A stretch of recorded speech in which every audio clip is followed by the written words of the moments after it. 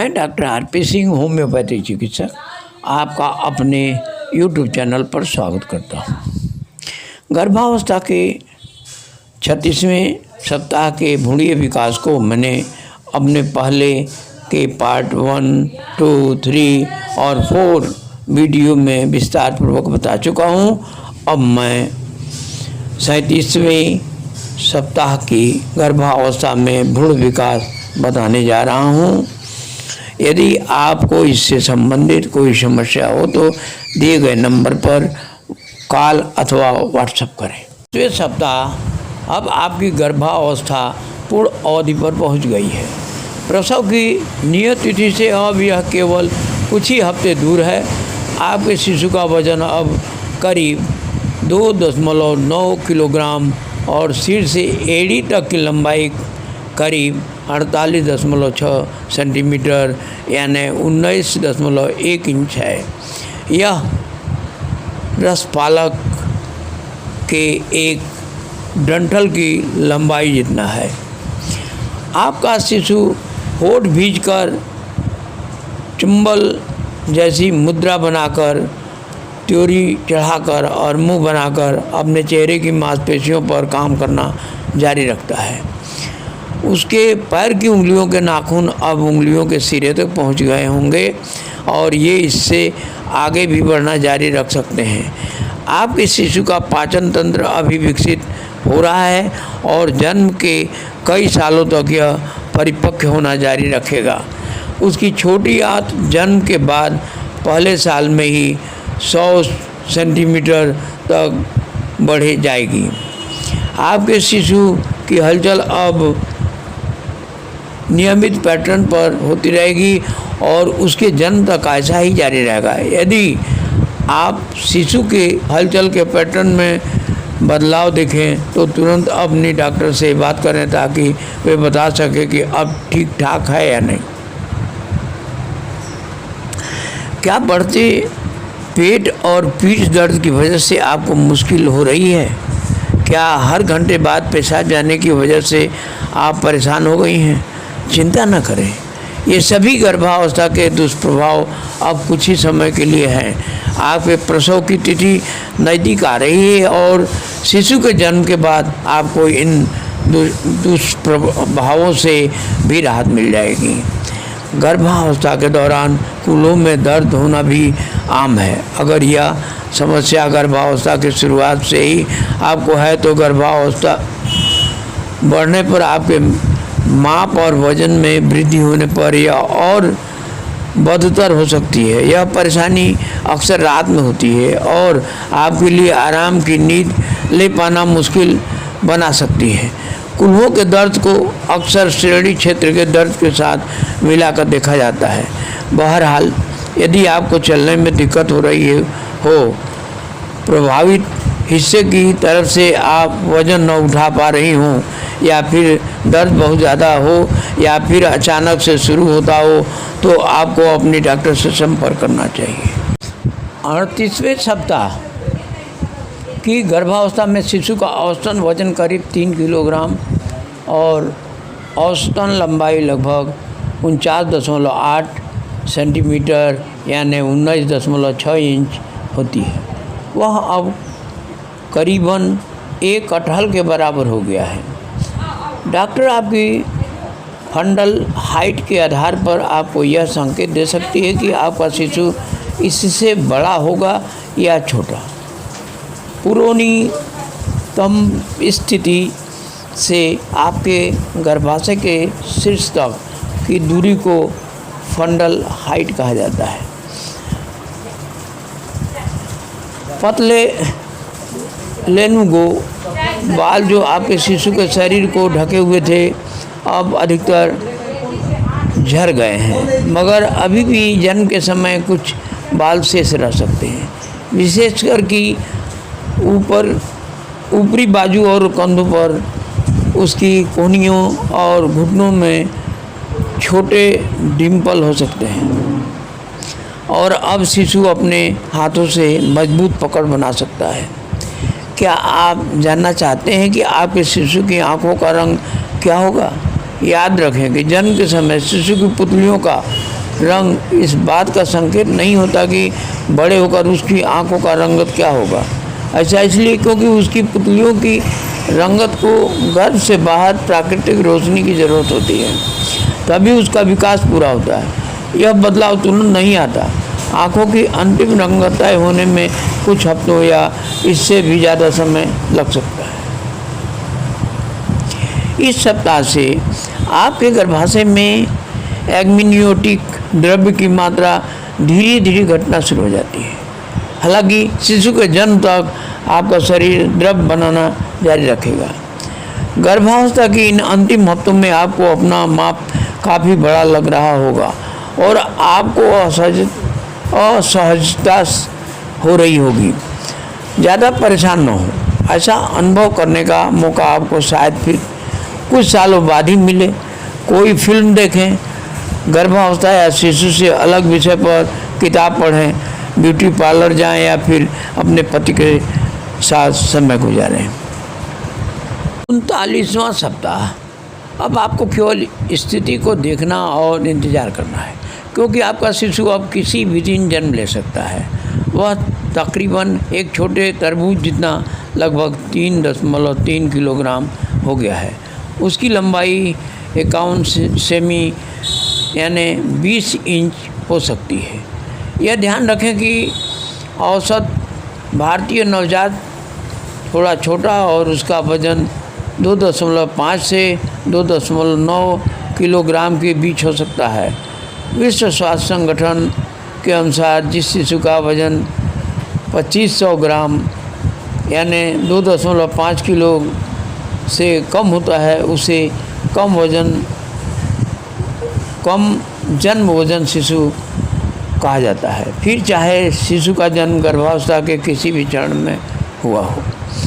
मगर ये केवल औसत आंकड़े हैं। जैसे ही शिशु का जन्म होता है उसका वजन लिया जाता है और सिर के घेरे का माप लिया जाता है। कुछ सप्ताह बाद फिर से शिशु की लंबाई मापी जाती है।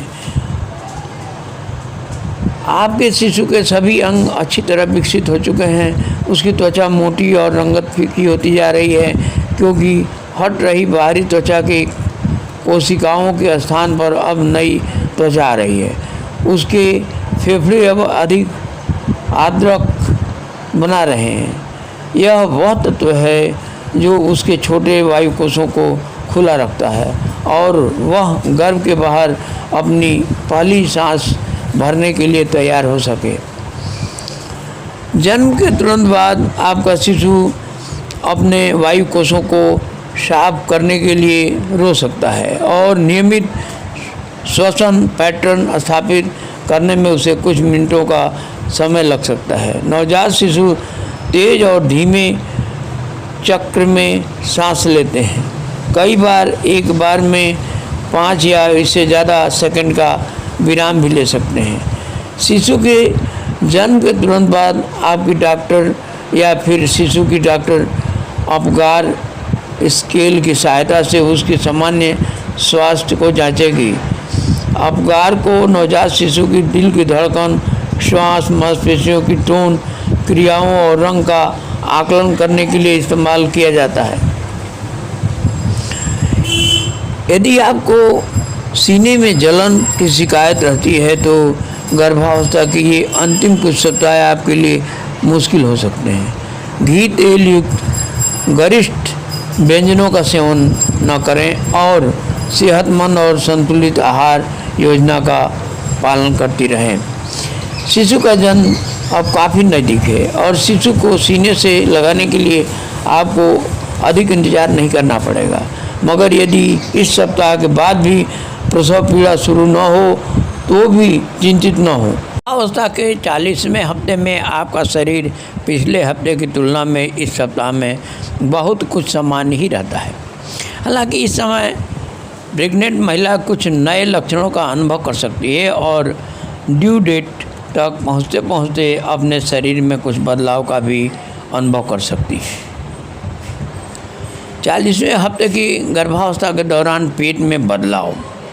इस सप्ताह गर्भवती महिला का पेट बहुत अधिक बढ़ जाता है, क्योंकि विकसित शिशु पूरे गर्भाशय की जगह ले लेता है। 40वें हफ्ते की गर्भावस्था के लक्षण। गर्भावस्था के 40वें सप्ताह में होने वाली माँ निम्न लक्षणों का अनुभव कर सकती है।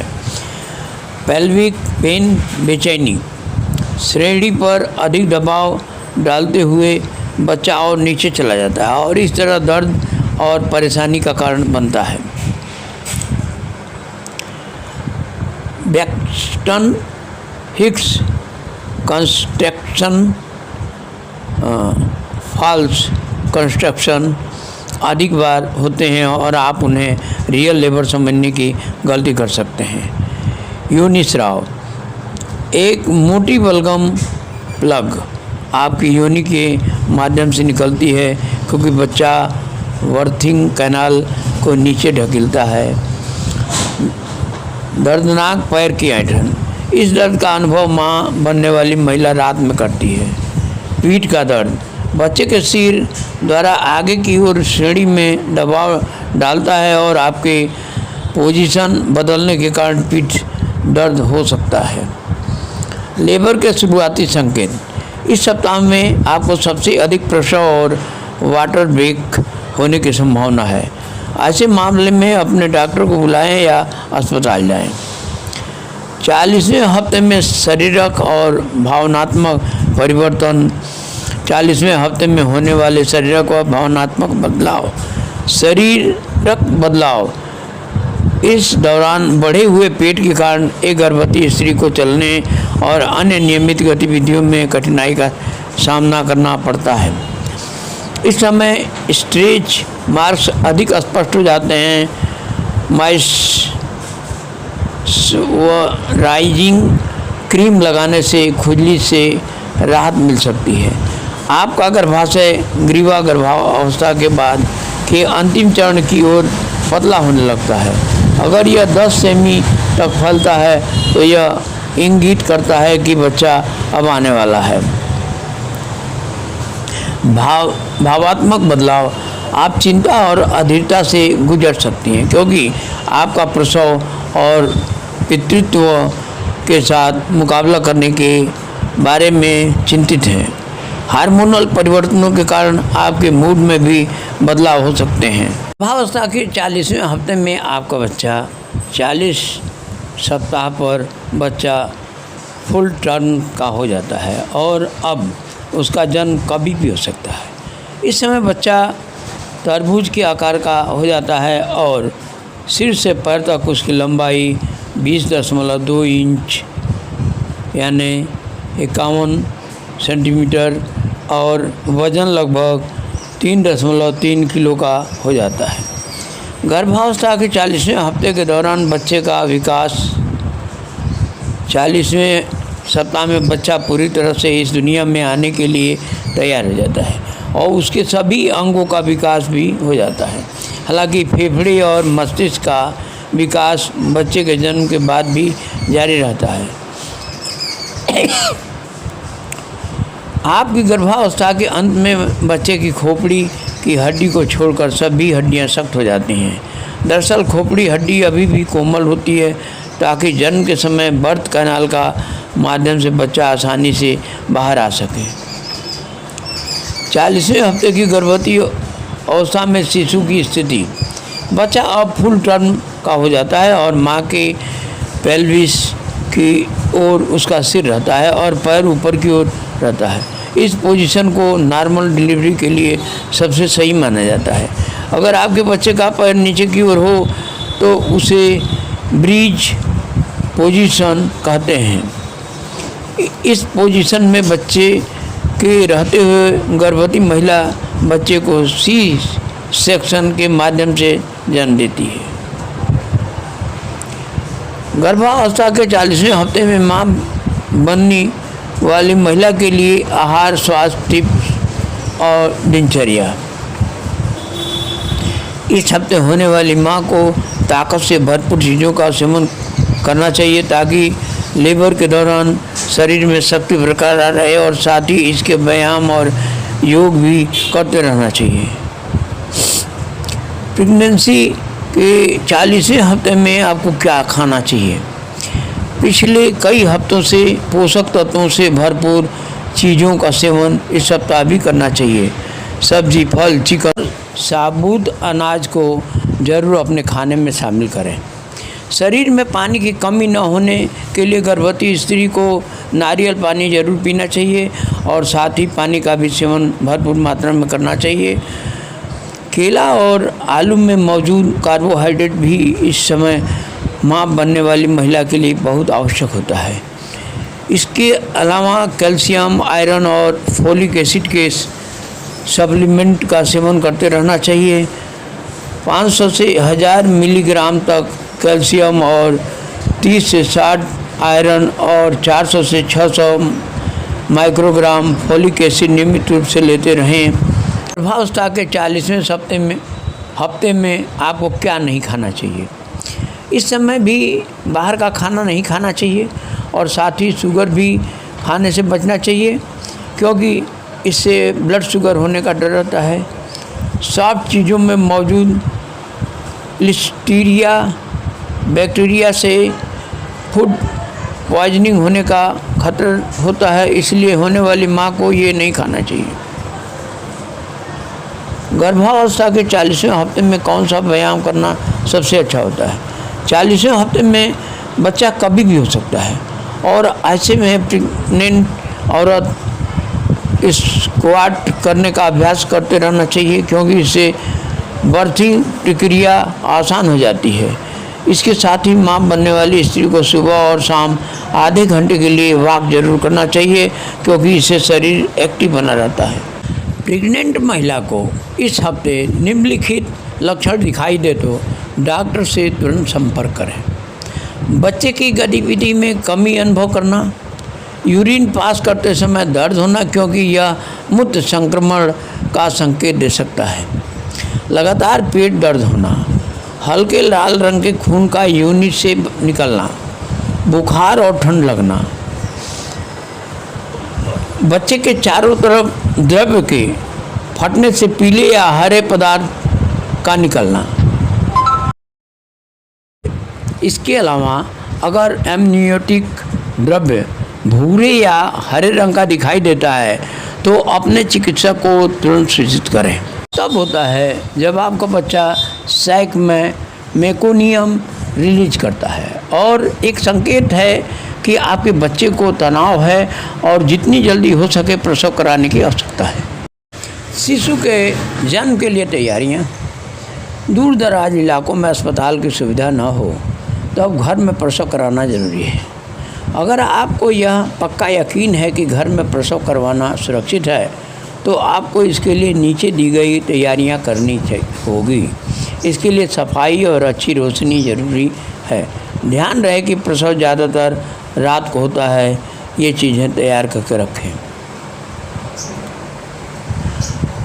खूब सारे सूती साफ कपड़े जैसे कि साड़ी या धोतियों से बनी हुई हो, साबुन, हाथ और नाखून साफ करने के लिए ब्रश, अगर संभव हो तो रुई का एक बंडल, पैकेट में बंद नए ब्लेड, अगर ये न मिले तो साफ कैंची जिसे 20 मिनट तक पानी में उबाला गया हो, नाड़ को बांधने के लिए करीब 2 फुट लंबा धागा जिसे 20 मिनट तक उबाला गया हो, या इसकी जगह नाड़ को बांधने के लिए प्लास्टिक की चिमटी।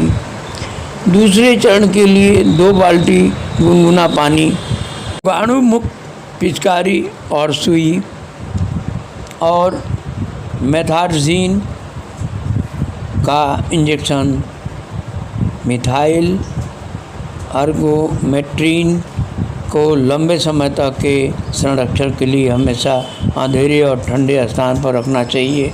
इंजेक्शन लगाने के लिए स्पिरिट से भीगा हुआ रुई का फाहा भी ज़रूरी है। अगर आपको जनन द्वार के घावों की मरम्मत करना आता है तो आप अलग से ऑपरेशन के उपकरण भी तैयार रखें। जिन प्रसवों में भक्षेदन की ज़रूरत पड़ सकती है उनको करवाते हुए इन सब को रोगाणु मुक्त करके रखें। रोगाणु मुक्त करने के लिए कुकर का इस्तेमाल किया जा सकता है। नहीं तो आप इन चीज़ों को रोगाणु मुक्त करने के लिए 3 घंटे सोलर कुकर में रखने के बाद तुरंत सील करके रख सकते हैं। बच्चे के जन्म के लिए बिस्तर पर बिछाने के लिए प्लास्टिक की एक चादर, बच्चे को रखने के लिए एक कम गहरी सी ट्रे या टोकरी, जो 2 जोड़ी दस्ताने, पड़ोसियों को पहले से बता दें और ज़रूरत पड़ने पर मदद लें। प्रसव के बाद खतरे के लक्षण, नीचे दिए गए लक्षणों पर ध्यान दें और इनमें से किसी के भी दिखने पर रोगी को तुरंत अस्पताल पहुंचाएं। अचानक खून बहने लगे जो रुक भी सकता है और नहीं भी। नाड़ के बाहर आने में 20 मिनट से ज़्यादा समय लगना। बच्चे के जन्म के बाद गर्भाशय का अपने स्थान से खिसक जाना। प्रसव नली में कोई बड़ी या गहरी चोट। प्रसव के बाद दौरे या बेहोशी। माँ का उटपटांग बोलने लगना। यह मानसिक रोग या मस्तिष्क परेशानी के कारण हो सकता है। अचानक सांस फूलना या छाती में दर्द होना। यह सिरा में बनी खून की गुत्थी के स्वतंत्र हो जाने और फेफड़ों की नलियों में टिक जाने के कारण होता है। यह एक खतरनाक स्थिति है। महिला को तुरंत अस्पताल पहुंचाएं। बच्चे को जन्म के तुरंत बाद रोना चाहिए। उसकी पीठ पर 2-3 बार धौल लगाएं। इसे साफ कपड़े में लपेट दें जिससे उसकी शक्ति का अनुमान न हो। सर्दियों में यह बेहद ज़रूरी होता है और यह उन बच्चों में और भी ज़्यादा ज़रूरी होता है जो समय से पहले पैदा हो जाते हैं और बहुत कमज़ोर होते हैं। हवा का मार्ग साफ करें। इसके लिए प्लास्टिक के IV सेट से गले के अंदर का पदार्थ चूस कर निकाल दें। नाड़ को काट कर बांध दें। हर बार एक नया ब्लेड इस्तेमाल करें। नाड़ की मरहम पट्टी करने की ज़रूरत नहीं होती। साफ मुलायम कपड़े से बच्चे की आंखें पोंछ दें। आँखों की संक्रमण बीमारियों से बचाने के लिए आँखों को साफ रखें। जितनी जल्दी हो सके माँ से बच्चे को अपना दूध पिलाने को कहें। जन्म के पहले कुछ घंटों में ही इससे और दूध बनने में मदद मिलती है। पहले 2-3 दिनों में निकलने वाला दूध गाढ़ा और काफ़ी प्रोटीन वाला होता है। इसमें संक्रमण से लड़ने के लिए प्रतिपिंड भी होते हैं। पहले 2 दिनों में बच्चा हरी काली गाढ़ी टट्टी करता है। इसे बच्चे पर से तुरंत साफ कर दें। अगर यह टट्टी शरीर पर ही कहीं सूख जाए तो इससे बच्चे की कोमल त्वचा को नुकसान पहुंचता है।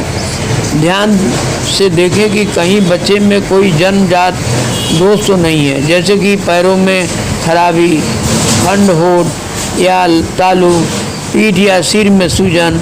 अगर बच्चे के मुंह से झाग निकल रहा हो तो यह खाने की नली और सांस लेने वाली नली के बीच गलत जोड़ के कारण होता है। ऐसे में बच्चे को तुरंत अस्पताल पहुंचाएं। नवजात शिशु में खतरे के चिन्ह। अगर आपको नीचे दी गई समस्याओं व लक्षणों में से कोई भी दिखाई दे तो तुरंत डॉक्टरी सलाह लें। बार बार उल्टी करना, श्यामता, त्वचा, होठों या नाखूनों पर नीलापन, 24 घंटे तक पेशाब न आना, 24 घंटों में टट्टी न होना या बंद मलद्वार जिसमें से आपकी उंगली अंदर न जा रही हो, औसतन दूध न चूस रहा हो, पहले 2 दिनों में पीलिया, दौरे या झटके या मिर्गी, बहुत कम हरकत, बुखार, जन्म के समय का शिशु का वजन 2 किलो से कम होना, समय से पूर्व पैदा होना, मुंह से झाग निकलना।